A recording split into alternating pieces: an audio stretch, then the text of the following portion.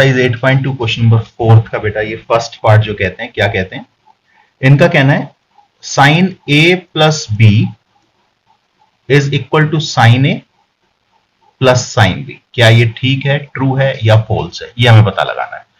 तो देखिए वैसे तो ये फॉल्स है, लेकिन अब क्यों फॉल्स है वो मैं आपको बताने वाला हूं जस्टिफाई करके। सबसे पहले हम कंसीडर कर लेते हैं, लेट ए जो है वो 60 डिग्री है और बी की वैल्यू 30 डिग्री है। आप कोई और एंगल भी मान सकते हैं।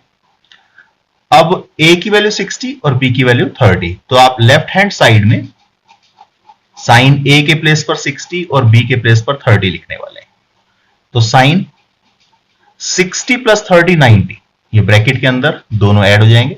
और साइन 90 की वैल्यू आप जानते हैं, साइन 90 की वैल्यू 1 होती है।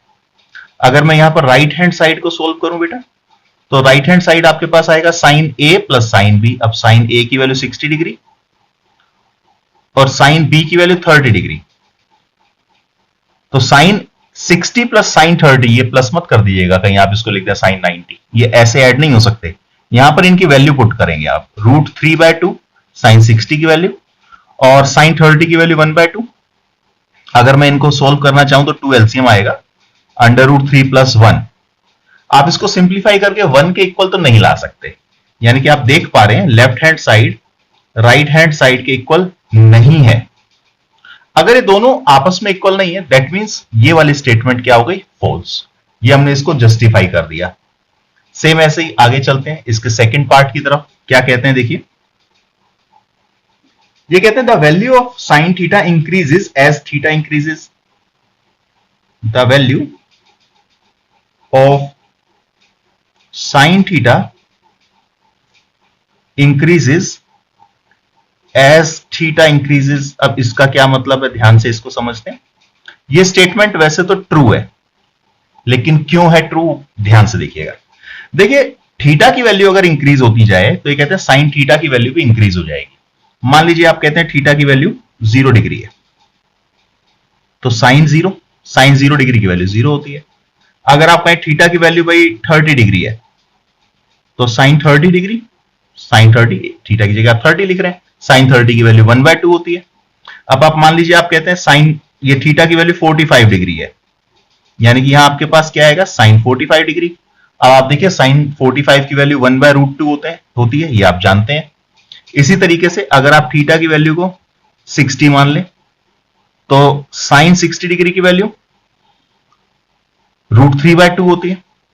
तो देखिए वैल्यू धीरे धीरे 0 से इंक्रीज होती जा रही है। 0 से 1/2 आई, 1/2 से बड़ी वैल्यू होती है 1/√2। डिनोमिनेटर छोटा हो गया ना, तो वैल्यू इंक्रीज हो गई। यहां √3/2 ये इनसे भी बड़ी होती है, इन सबसे बड़ी है। अगर थीटा की वैल्यू 90 हो जाए तो क्या होगा, साइन 90। अब साइन 90 तो 1 होता है। दैट मीन्स आप देखो 0 डिग्री पर जब थीटा की वैल्यू 0 थी तो 0 आ रहा है आंसर, जबकि साइन 90 पर जब थीटा की वैल्यू इंक्रीज हो गई तो साइन की वैल्यू भी इंक्रीज हो गई। तो थीटा की जब इंक्रीज हो रहा है तो उसके साइन थीटा की वैल्यू भी इंक्रीज होती जा रही है। इसी वजह से ये स्टेटमेंट ट्रू है। आई होप कि ये आपको समझ में आ गया होगा। देखिए बेटा थर्ड ऑप्शन में कहते हैं the value of cos theta increases as theta increases. ये फॉल्स है, क्योंकि ये स्टेटमेंट साइन के साथ ट्रू बनती है, कोस के साथ नहीं बनती। क्यों, क्योंकि यहां पर जैसे जैसे थीटा की वैल्यू इंक्रीज हो जाएगी, कोस थीटा की वैल्यू डिक्रीज होती जाएगी। अगर आप थीटा की जगह मान लीजिए आप 0 डिग्री लिखते हैं, तो कोस 0 डिग्री की वैल्यू 1 होती है। अगर आप थीटा की जगह यहां डायरेक्ट 90 लिख दें, तो कोस 90 डिग्री, कोस 90 की वैल्यू 0 होती है। तो भाई थीटा जब इंक्रीज हुआ तो कोस थीटा तो डिक्रीज हो गया। दैट्स वाई ये स्टेटमेंट फॉल्स है, करेक्ट नहीं है। फोर्थ ऑप्शन में क्या कहते हैं बेटा, ये कहते हैं sine theta is equal to cos theta. चलिए मान लेते हैं for all values of theta. अब भाई ये वाली बात मानते हुए थोड़ी सी दिक्कत हो रही है कि थीटा की कोई सी भी वैल्यू के लिए साइन थीटा कोस थीटा के इक्वल होगा। 45 के लिए तो मान सकते हैं, साइन 45 और कोस 45 दोनों 1/√2 होते हैं। लेकिन अगर मैं थीटा की वैल्यू मान लो 60 मान लेता हूं, तो आपके पास क्या आएगा, साइन 60 की वैल्यू √3/2 होती है। और अगर कोस 60 निकालें तो कोस 60 की वैल्यू 1/2 होती है। तो भाई इक्वल तो नहीं आ रहा, यानी कि साइन थीटा कोस थीटा के इक्वल नहीं है हर वैल्यू के लिए, for all values of theta. केवल 45 के लिए सही हो सकता है, बाकी सबके लिए फॉल्स ही है। लास्ट ऑप्शन, फिफ्थ पार्ट ध्यान से देखिएगा। ये कहते हैं cot A is not defined for A equal to 0 degree. अब देखिए ये वाली स्टेटमेंट जो है ट्रू है, लेकिन ये ट्रू क्यों है वो हम पता लगाएंगे। देखिए कोट ए जो होता है वो एक्चुअल में 10 का रेसिप्रोकल होता है और 10 साइन बाय कोस के इक्वल होता है, यानी कि कोस ए अपॉन साइन ए, इसका फॉर्मूला होता है कोस ए अपॉन साइन ए।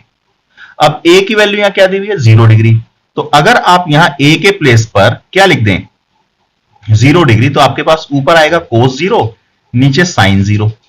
अब बेटे कोस 0 डिग्री की वैल्यू 1 होती है, लेकिन साइन 0 डिग्री की वैल्यू 0 होती है।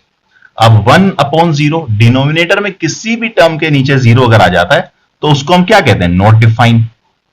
इसकी कोई फिक्स्ड वैल्यू नहीं है, इंफिनिटी इसको हम बोल सकते हैं। तो ये वाली स्टेटमेंट जो इन्होंने बोली है cot A is not defined for A equal to 0 degree, ये ट्रू होगा।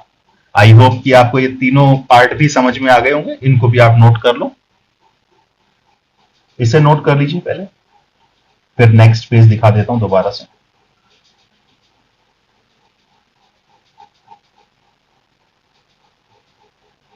इसे भी नोट कर लीजिए।